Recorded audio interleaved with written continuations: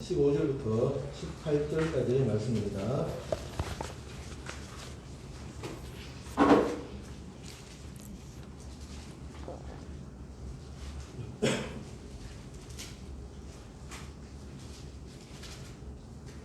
제가 봉독하겠습니다.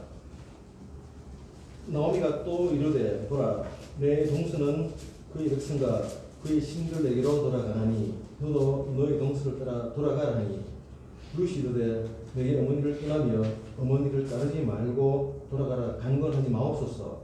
어머니께서 가시는 곳에 나도 가고 어머니께서 머무시는 곳에 나도 머물겠나이다. 어머니의 백성이 나의 백성이 되고 어머니의 하나님이 나의 하나님이 되시리니 어머니께서 죽으시는 곳에서 나도 죽어 거기 묻힐 것이다. 만일 내가 죽는 일 외에 어머니를 떠나면 여호와께서 내게 벌을 내리시고 더 내리시기를 원하나이다 하는지라.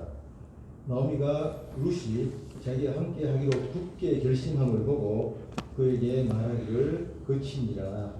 아멘. 이제 서승태 목사님께서 나오셔서 여호와의 축복 속에 거하려면이라는 제목으로 말씀 증가하실 때 많은 은혜 받으시기를 바라겠습니다.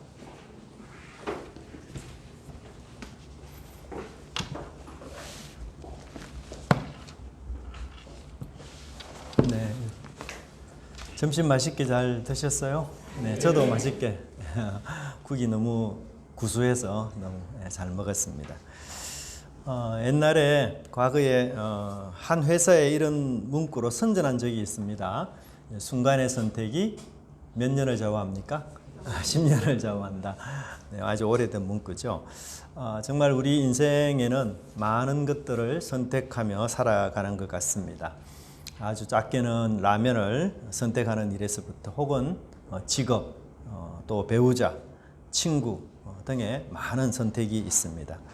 어떤 선택은 사실 우리 삶에 큰 영향과 지장을 주지 않습니다. 그래서 중요하지 않는 이런 선택이 있는가 하면 어떤 선택들은 우리의 인생에 있어서 성공과 실패, 삶과 죽음, 행복과 불행을 결정할 뿐만 아니라 여호와의 축복을 우리가 받느냐 받지 못하느냐를 결정하는 아주 중요한 선택들도 있습니다.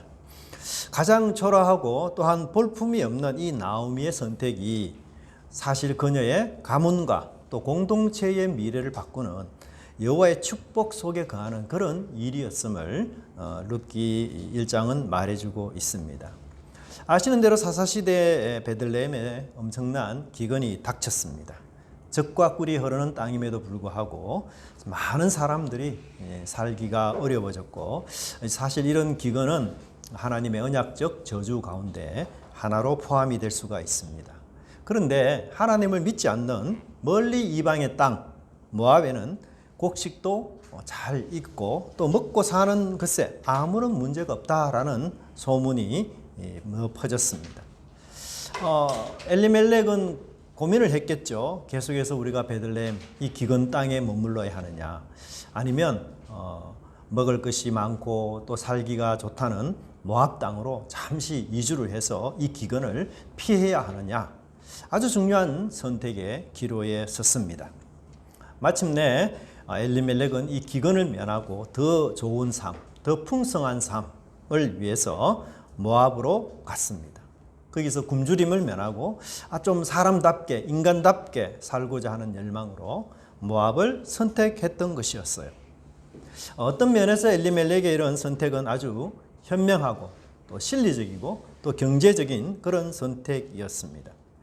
하지만 아쉬운 것은 엘리멜렉의 선택에 있어서 한 가지 고려하지 않는 사항이 있다면 그것은 바로 하나님이었습니다. 사실 베들레헴의 이 땅의 기근이라는 것은 단순한 기상 변화, 기상의 변덕이 아니라 하나님과의 관계가 파괴되었다는 신적인 메시지의 하나였습니다. 그래서 엘리멜렉 가정이 풍성해지고 또한 기근을 면하기 위해서는 물과 곡식이 풍성한 모압 땅으로 가는 것이 아니라 하나님과의 관계를 회복하기 위해서 베들레헴에서 기다리면서 하나님을 사모하는 그런 마음으로 지내야 했던 것입니다. 그런데 이렇게 굶주림을 면하고 사람답고 인간답게 살기 위해서 모압을 선택한 엘리멜렉. 귀에 들리는 풍성함, 그리고 눈에 보이는 이 윤택함을 찾아 모압으로 왔지만 그의 가정은 최악의 상황을 맞이하고 말았던 것이죠.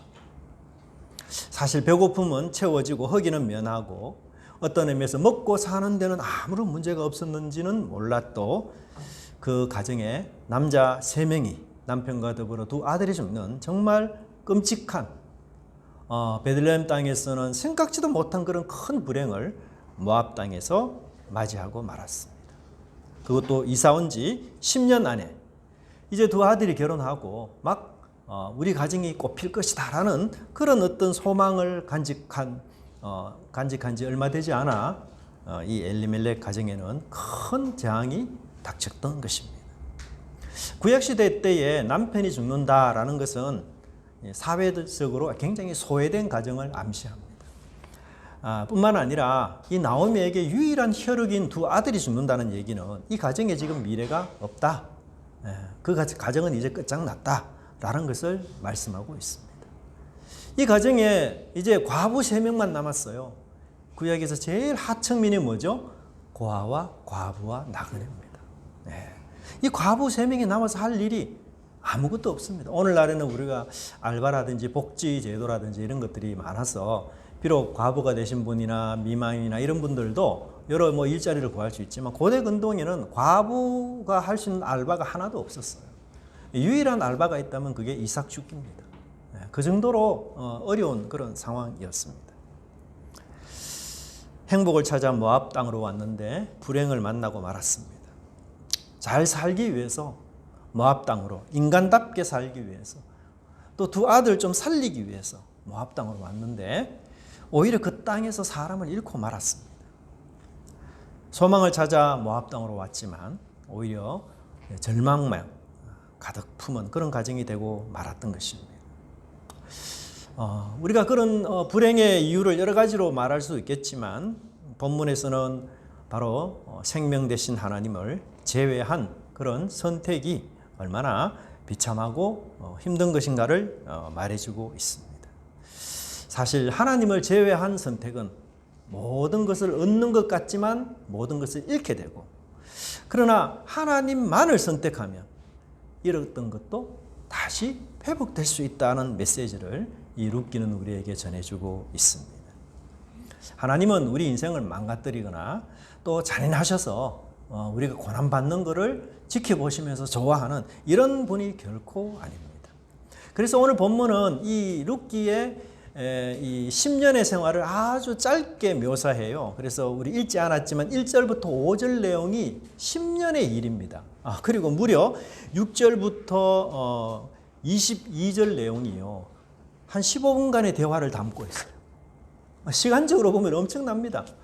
불행을 더 많이 기술하는 게 아니고 불행은 최소한 간략하게 아주 짧게 기록한 반면에 오히려 회복에 더 많은 초점을 두면서 이 2 자부와 며느리와 이 시어머니의 대화를 길게 서술함으로써 하나님이 바라시는 소망은 인생의 고난과 불행에 몰두하는 것이 아니라 그것을 헤쳐나와서 하나님이 주시는 축복으로 방향 전환하는 것이다 라는 것을 우리에게 가르쳐 주고 있습니다. 그래서 하나님은 나오미에게 다시 한 번의 기회를 주십니다. 영적인 회복의 기회죠. 잃어버렸던 것들 다시 찾을 수 있는 기회고, 풍성해지지 못한 것들이 다시 풍성해질 수 있는 기회를 하나님이 이 나오미 가정에게 다시 제공해 주고 있는 것을 알 수가 있습니다. 우리가 비록 짧게 읽었지만 6절부터 22절까지 우리 오전에 반복이 중요하다 했잖아요. 가장 많이 반복되는 동사가 돌아간다라는 동사입니다. 제가 한번 찾아보시면 6절에 보십시오. 돌아오려 하여, 7절에 돌아오려고, 8절에 돌아가라, 그 다음에 10절에 돌아가겠나이다, 11절에 돌아가라, 12절에 되돌아가라, 15절에 돌아가나니 돌아가라, 16절에도 돌아가라. 네, 하여튼 엄청 많습니다. 진짜 돌아가시겠습니다. 그죠? 하도 많아가지고. 네, 이 짧은 문구에 이 돌아간다는 말이 엄청 많아요. 많이 나옵니다. 그러니까 이 본문의 가장 중요한 주제가 뭐겠어요? 돌아가는 거죠. 돌아가는 거. 예. 근데 여호와께로 돌아가느냐 아니면 모압으로 돌아가느냐. 그 갈림길을 여기서 제시하고 있습니다. 그리고 하나님께로 돌아올 때에 마지못해 억지로 돌아가느냐? 그렇지 않고 죽음을 각오하고 돌아가느냐. 그 문제를 여기서 지금 다루고 있는 것입니다. 우리가 언제나 그런 것은 아니지만 우리 인생에 있어서 두 길이 있을 때가 있어요. 그리고 그 두 길 중에 내가 한 길을 선택해야 되는 이런 결정적인 순간이 있습니다.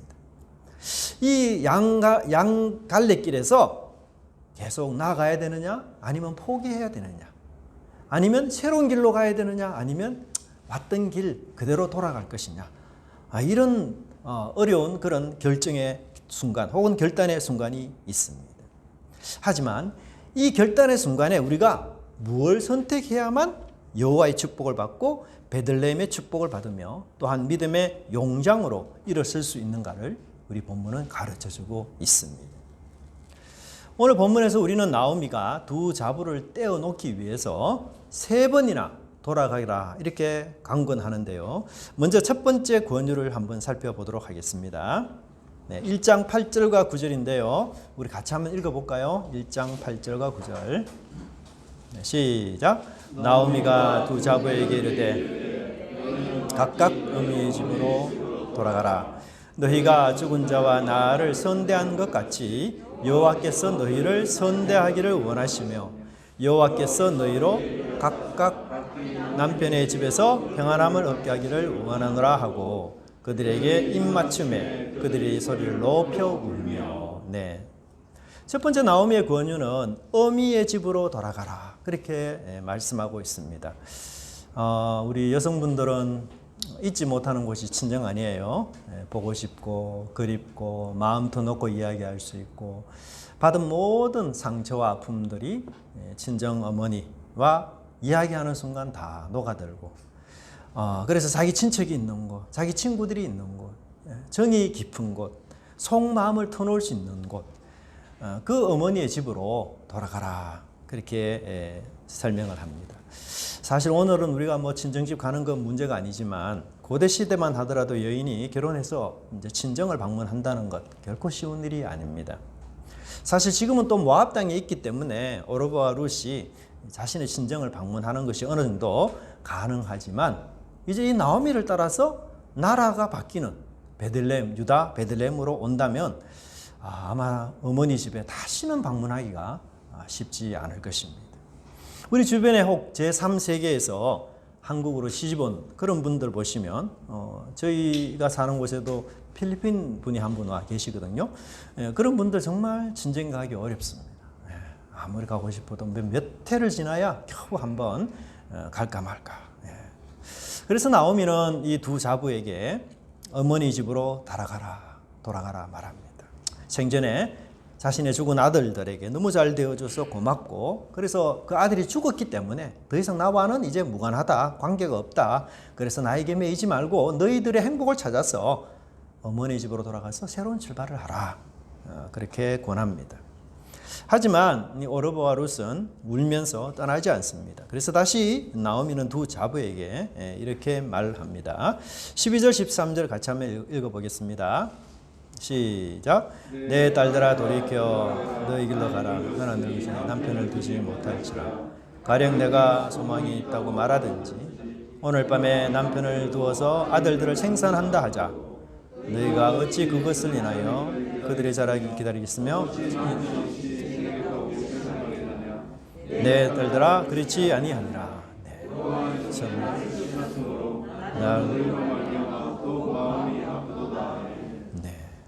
두 번째 권유 내용이 뭔가 하면 너희들이 나를 따라오게 되면 너희들의 며느리의 미래를 내가 책임질 수 없다라는 것이에요.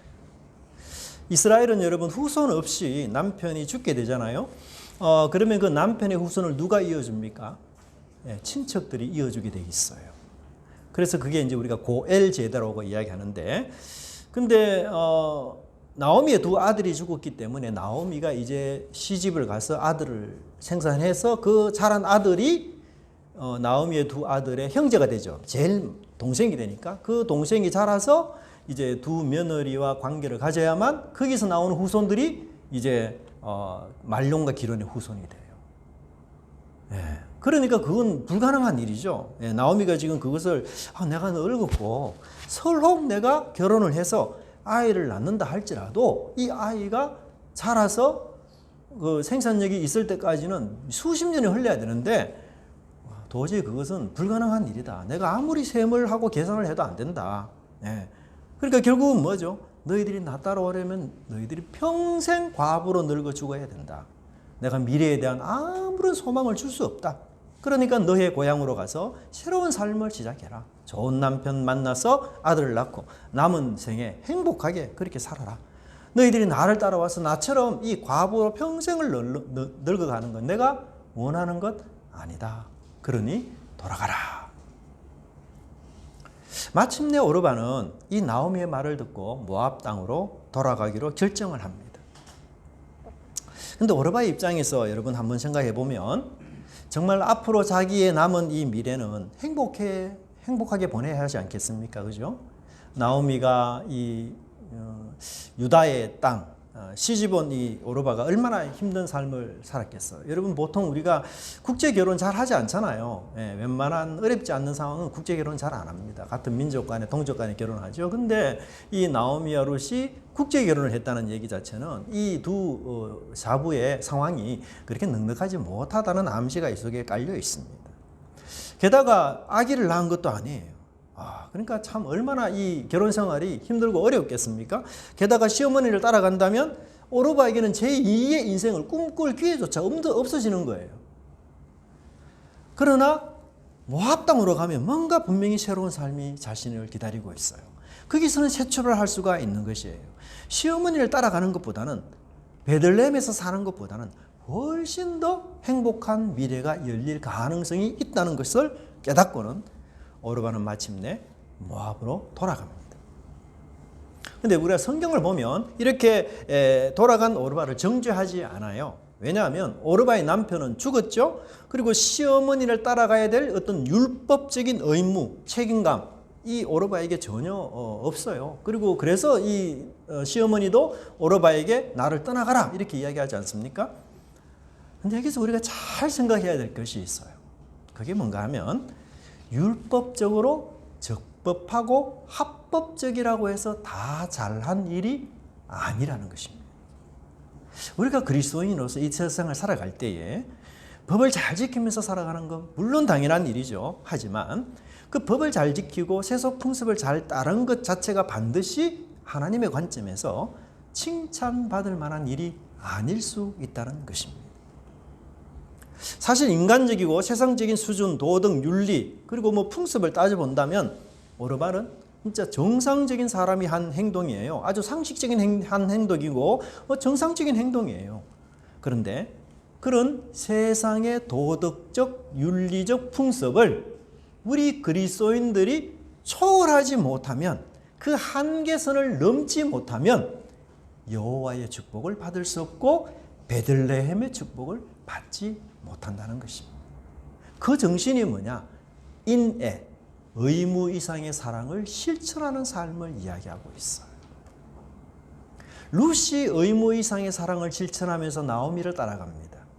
그리고 보아스는 의무 이상의 사랑을 실천하면서 룻을 또 만납니다. 그렇게 해서 이 룻기가 이루어져요. 그래서 룻기가 연결되는 매듭의 가장 중요한 성품은 인애, 의무 이상의 사랑을 베푸는 거죠. 오르바는 의무 이상의 사랑을 베풀 여력이 없는 여자였습니다. 그냥 상식적으로 생각할 때 이 정도 습만 해도 내가 잘하는 것이다. 내가 세상에 욕먹을 것 하나도 한 것 아니다. 시어머니도 나를 떠나가라 했기 때문에 나는 정당하다. 그러니까 그 수준에 그친 여자라고 이야기한다면 룻은 이 시어머니에게 아무런 기대할 것도 아무런 소망할 것도 또 사실 남편이 죽었기 때문에 관계도 없는 그런 상태였지만 이 시어머니를 따라서 의무 이상의 사랑을 베푸는 그런 모습을 볼 수가 있는 것이에요. 여러분, 오르바가 모압을 선택했지 않습니까? 그렇다면 오르바가 얻은 것도 있겠지만 이런 것이 뭘까요? 그것은 바로 베들레헴의 축복이며 여호와의 축복입니다. 오르바는 베들레헴이 아닌 자기 고향 모압으로 갔기 때문에 그 모압 땅에서 섬기는 우상 그모스의 지배를 받아야 하고 불신 우상을 섬기는 사람과 평생을 살아야만 했던 것입니다. 오르바는 세상적 입장에서 볼 때에는 올바른 선택과 결정을 해서 본인의 나라로 돌아갔지만 결국은 자신을 축복해주고 자신을 구원할 수 없는 땅, 그 모압 땅으로 영원히 가고 만 것이에요. 이것이 오르바의 가장 큰 손실인 것입니다.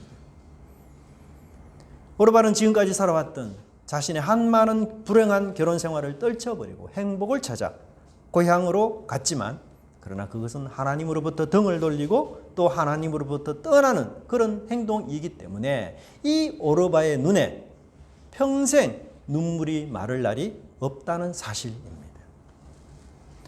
처음에 오르바가 시어머니와 헤어지고 동서와도 헤어질 때 울죠. 눈물을 흘립니다. 괴로워하면서 슬퍼했습니다. 하지만 그 눈물이 모압 땅으로 간다고 해서 그치는 게 아니라는 것이에요.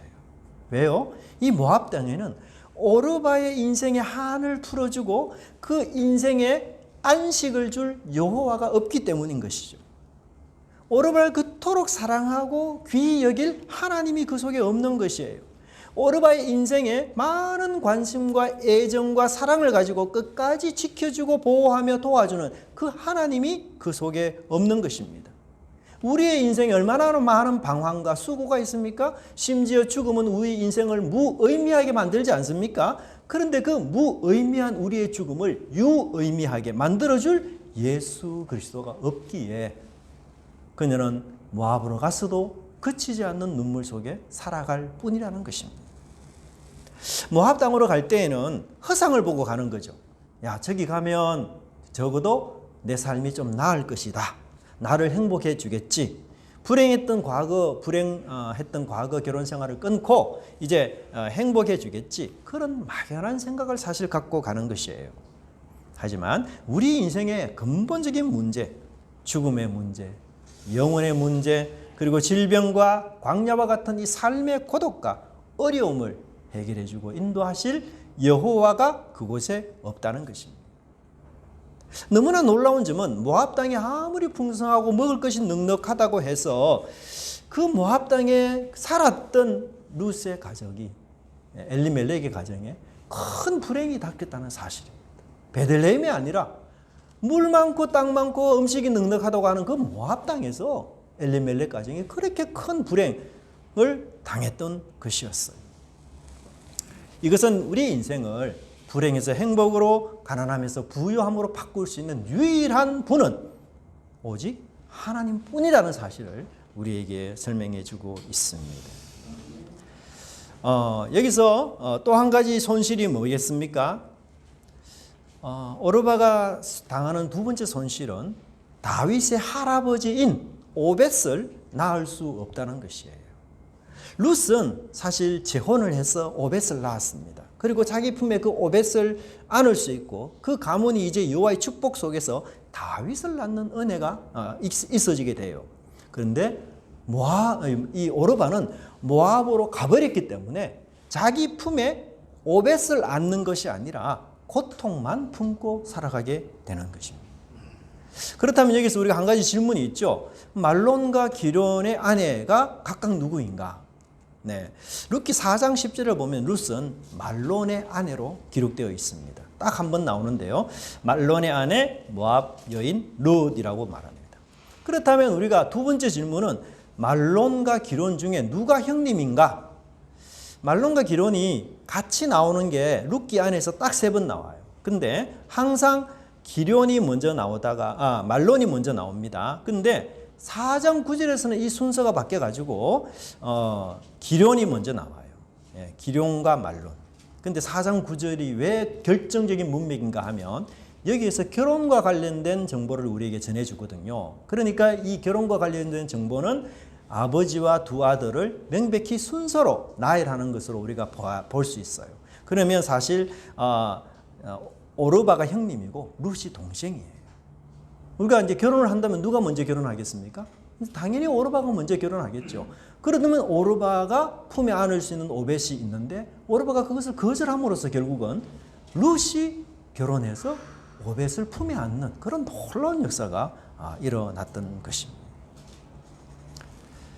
그런데 오르바는 사실 하나님을 믿는 가정으로 들어왔지 않습니까? 남편도 시어머니도 시아버지도 다 여호와를 믿는 그런 가정에 들어왔어요. 그리고 거기서 며느리로서 함께 예배도 드리고 함께 기도도 하고 함께 말씀도 보고 그렇게 살았을 것입니다. 그런데 결정적인 순간에 왔을 때 오르바는 여호와의 신앙을 팽개치고 이방신으로 돌아가는 것입니다. 왜요? 미래의 안정을 위해서, 미래의 편안을 위해서, 미래에 좀 더 보장된 행복을 위해서. 우리가 보통 때야 다 예수 잘 믿고 헌금 잘하고 기도하고 그렇게 합니다. 하지만 하나님은 우리 인생 속에서 한 길만 보여주지 않아요. 가다가 갈림길을 만나게 됩니다. 어느 쪽을 내가 선택해야 될지. 처음에 여러분 오르바도 돌아가라 하니까 돌아가지 않잖아요. 눈물을 흘리고 웁니다. 오르바처럼 우리도 함께 한 믿음의 동지가 되어서 무릎을 꿇고 서로 손을 잡고 함께 간절하게 기도하던 그 신앙의 동료들, 그 믿음의 친구들. 그런데 막상 결정적인 상황에 이르게 되면은 그 신앙의 동료들, 동기들, 믿음의 형제자매들이 다 오르바처럼 어디론가 가버린다는 거예요. 다 세상으로 가버려요. 앞날을 위해서, 좀 더 평안을 위해서. 같이 하나님을 섬깁시다. 그렇게 맹세하고 기도해 주십시오라고 그렇게 부탁했던 그 신앙의 선후배들이 결국은 결정적인 순간에 보면 발을 빼고 나는 모압으로 가겠습니다. 나는 세상으로 가겠습니다. 나는 차라리 우상 섬기겠습니다. 그렇게 가버린다는 거예요. 그런데 우리가 그런 결정적인 갈림길의 순간에서도 떠나지 않고 하나님을 끝까지 섬기며 여호와의 축복 속에 거하려면 어떤 자세로 나아가야 되느냐? 바로 룻처럼 죽음을 각오하고 하나님을 섬기는 자세여야 하는 것이에요. 오르바가 떠난 후 나오미는 혼자 남은 룻에게 내 동서는 그 백성과 그 신에게로 돌아가니 너도 동서를 돌아가라 그렇게 말해요. 세 번째 나오미의 권유의 강조 말은 백성과 신 이 두 개념입니다. 여러분 고대 근동에서 민족을 배신한다는 것 그건 정말 쉽지 않는 일이에요. 신을 배신한다는 것 정말 어려운 일입니다. 제가 한동안 안동 옥동교회에서 담임을 하면서 교회 주변에 마을 분들에게 전도를 했는데요. 전도할 때 그분 교회 안 다니던 핑계가 뭔지 아세요? 조상신 때문에 못 가겠다. 조상신. 진짜 어렵습니다. 자기 조상신을 배신한다는 것. 그 저주가 내릴지도 모르는데요. 진짜 어렵습니다. 민족을 배신한다는 거 더 어렵습니다. 왜냐하면요. 고대 근동에서는 경찰들이 없어요. 내가 어려움을 당할 때 누가 나를 보호해 준지 아세요? 민족들이 보호해 줘요. 그래서 고대 근동에는 대부분 집성촌으로 살았습니다. 경찰직이 따로 없어요. 그 같은 성에 같은 성실을 가진 사람들이 서로를 보호해 주고 그들이 경찰이 되고 그들이 방어 보호자가 되는 거예요. 그런데 민족까지 배신해 보십시오. 이 여자가 어려운 상황에 처했을 때 누가 도대체 보호해 주고 누가 도대체 방어막이 돼 줍니까? 전혀 되지 않아요. 네. 그러니까 우리가 룻의 이 결정을 쉽게 생각해서는 안 된다는 거예요. 그런데 룻이 보십시오. 나오미가 민족과 신을 이야기하니까 룻도 따라서 민족과 신을 언급해요. 뭐라고 이야기합니까? 이스라엘의 백성, 어머니의 백성이 나의 백성이 되고 여호와가 나의 하나님이 될 것입니다. 룻은 식구의 연대감, 그 혈통으로 맺어진 식구의 연대감 다 포기해요. 그녀가 평생을 살았던 모압으로서의 그 자부심 이것을 다 내팽개칩니다. 심지어 어릴 때부터 그렇게 신을 섬겼던 금오스신 그까지 포기합니다. 얼마나 위대한 그리고 놀라운 결심입니까? 이스라엘 전체 역사 가운데서 이 룻과 같은 신앙을 가진 사람은 오직 아브라함뿐입니다. 적어도 아브라함은 하나님의 기적을 보았죠. 목격했죠. 근데 룻은 결혼해 와서 자식도 낳지 못하는 불행의 연속적인 삶 속에서도 여호와를 믿은 너무나 놀라운 여자예요. 뿐만 아니라 그녀는 죽음을 두고 여호와를 섬길 것이라고 17절에 이야기하고 있습니다. 여러분 한번 생각해 보세요. 루스의 입장에서 아이고 오르바가 형님이 같이 가야 되는데 도중에 갔어요. 그러면 시어머니 혼자 이 베들레헴 땅에 보내기가 너무 안쓰럽잖아요. 그죠? 그래서 루시 아유 그러면 제가 어머니 따라가서 어머니 생활이 안정될 때까지 좀 보살피고 경제적으로 좀 도와주고 이렇게 해서 어머니 생활이 안정되면 그때 제가 모압으로 가겠습니다. 충분히 수용할 수 있는 얘기죠. 근데 모압이 뭐라고 이야기합니까? 그렇지 않아요.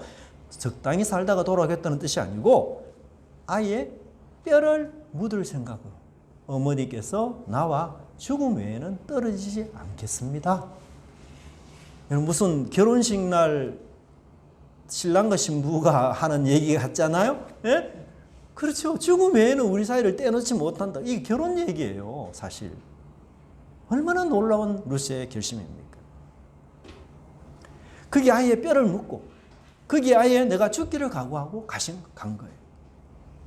근데 여러분, 오르바가 고향을 떠날 때에 룻도 인간이라면 자기 고향으로 가고 싶지 않겠어요? 부모님, 형제, 자매, 친구들이 보고 싶을 거예요. 근데 오르바가 떠나는 그 뒷꼭지를 보면서 루스의 입에서 여호와를 향한, 하나님을 향한 최고 최대의 사랑과 헌신의 신앙 고백이 나왔다는 사실입니다. 하나님에 대한 충성의 고백, 죽음을 초월한 사랑의 노래, 영혼 깊숙한 곳에서 여호와 하나님께 대한 헌신의 노래가 그 루스의 입에서 터져 나왔던 것입니다. 어떤 가능성을 보고 베들레헴으로 가는 게 아니에요. 앞길을 전혀 장담할 수가 없습니다. 정말 절망이고요. 평생 과부로 지내야 하는 그 팍팍한 삶이에요. 자식 하나 없는 그 기구한 팔자, 그 팔자 속에서 내 인생 여호와 한 분에게 나는 던지겠습니다. 라는 결단으로 갔던 것이에요. 하나님의 축복을 많이 해줬기 때문에 나는 주님께 헌신하겠습니다. 누구나 할 수 있는 말이에요. 그런데 그 뼈아픈 현실 속에서 루시 고백한 그 신앙 고백, 그 가치가 얼마나 놀라운 것이고 얼마나 위대한 신앙 고백이라는 것입니다. 우리도 그렇게 해야 되는 것이죠. 오르바가 돌아가는 것을 보고 야 부럽구나. 오르바는 자기 고향, 자기 어머니, 자기 아버지로 돌아갔는데 참 부럽다. 그것이 아니라 나는 이제 내 아버지, 내 어머니, 내 형제보다 예수님을 더 사랑하겠노라. 나는 하나님의 품에 속하겠다. 나는 하나님 품에서 죽겠다. 그런 신앙으로 자기의 신앙 고백을 해야 되는 것이 우리의 자세여야 하고 그런 사람이 여호와의 축복 속에 거할 수 있다는 것을 성경은 말해주고 있습니다. 여러분 룻기에서 아름다운 장면이 몇 개 있지만 그 중에 하나가 이 룻이 신앙 고백하는 게 가장 아름다운 장면이에요. 왜냐하면 여러분 사사시대의 이스라엘 사람들이 어떻게 살았어요? 자기 소견에 옳은 대로 살았습니다. 그런데 사사시대에 유대인이 아닌 이방 모압 사람, 그것도 남자가 아닌 여자가 사사시대 전 이스라엘 백성들이 다 합쳐도 하지 못할 신앙 고백을 이 룻이 하고 있는 것이에요. 이스라엘에 여러분 사사들이 많았지 않습니까? 훌륭한 사람들 많았어요. 전쟁에서 승리한 사람 많았습니다. 그러나 그 어떤 사람의 입에서도 나오지 않았던 하나님을 향한 헌신과 충성과 죽음을 강요한 이 고백이 룻이라는 아주 가냘픈 여자, 그것도 과부로 지낸 여자의 입에서 나왔던 것입니다. 하나님이 너무 듣기 원했던 고백이었어요. 그 고백이 사실 이스라엘 백성들 입술에서 퍼져야 될 고백이었는데 이스라엘은 이방을 짝사랑하고 살아갑니다. 대신에 이방 모압 민족 룻이 너무나도 찢어지게 가난하고 볼품없고 알려지지 않는 한 가련한 여자의 입에서 이토록 헌신되고 놀라운 충성의 신앙 고백이 흘러나오고 있다는 사실입니다.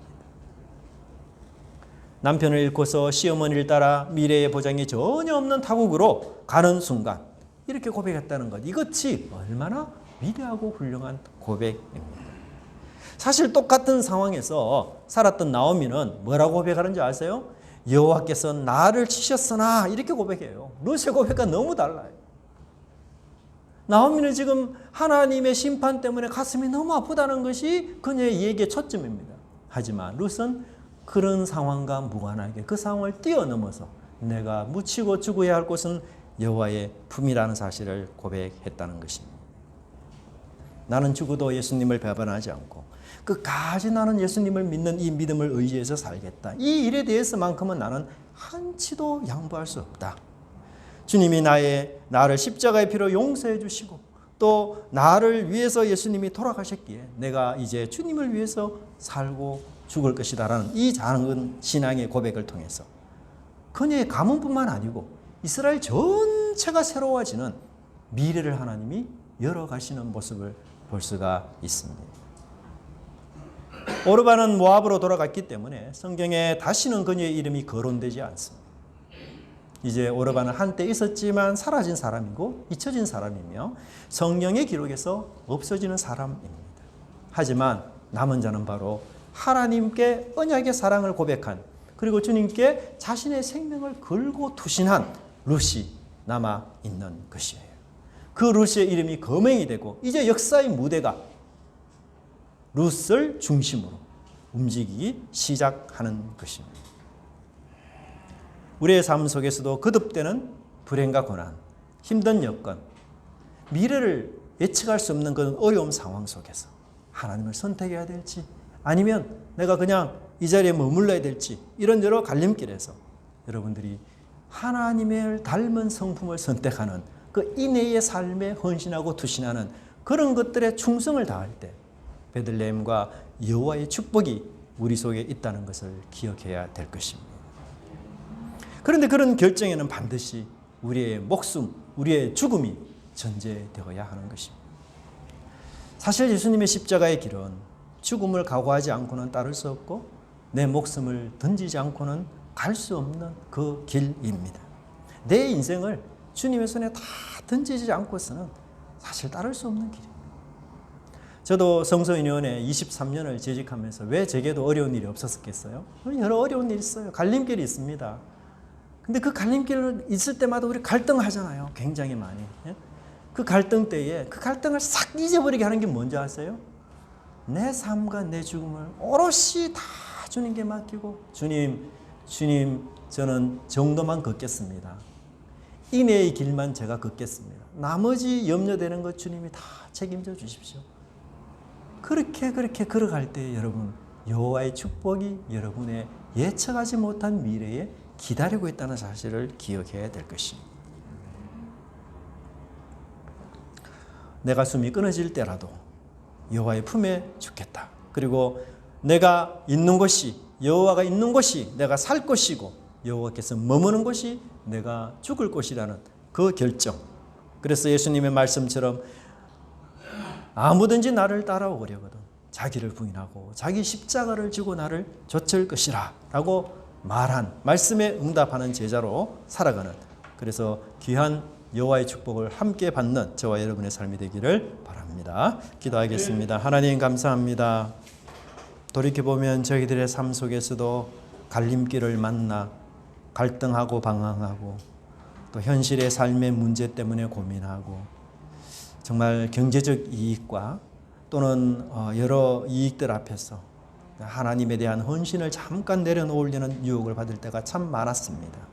또한 그렇게 살아왔을 때도 있었습니다. 주님, 다시 한번 저희들의 연약함을 긍휼히 여겨주시고 용서해 주시옵소서. 이제 룻처럼 주님을 향한 진실한 신앙 고백을 통해서 인내의 삶을 실천하게 하시고 그리함으로 여호와와 베들레헴의 축복을 받는 우리 모든 은혜가 넘치는 교회 성도님 될 수 있도록 하나님 함께 하시고 인도하여 주시옵소서. 주님이 나를 위해 죽으셨사오니 죽기까지 그 영생을 주신 주님을 따르는 그 주님의 품에 안기는 저희들이 되게 도와주시옵소서. 감사드리고 예수님 이름으로 기도드리옵나이다. 아멘.